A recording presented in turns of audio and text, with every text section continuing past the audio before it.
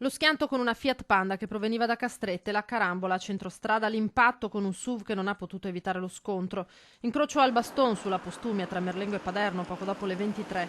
All'interno dell'Opel bianca che proveniva da Postioma, Natalia Frare, 64 anni, e la nipotina di 3. La nonna la sta riportando da mamma e papà, poche centinaia di metri prima della loro casa, l'inferno. I soccorritori estraggono dall'abitacolo la donna in condizioni disperate. Morirà poco dopo al pronto soccorso.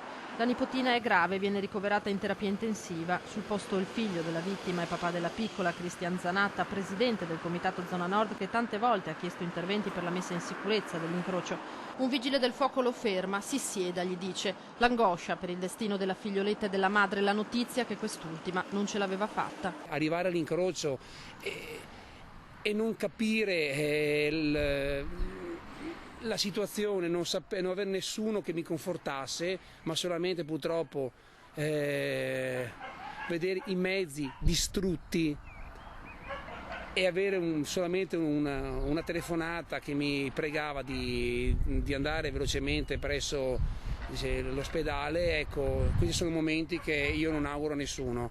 Io adesso mi impegnerò in prima persona per far sì che questa situazione, questa tragicità non la passino altre persone, altre famiglie. Risolvere quel problema sarà l'obiettivo della mia vita, dice Zanatta, che in queste ore è stato, insieme alla compagna, al capezzale della figlioletta, fortunatamente in via di miglioramento. Le ore più difficili sono trascorse e finalmente stamattina, dopo aver fatto l'attacco di routine, hanno appurato che comunque la situazione era stabile, anzi era comunque in fase di miglioramento.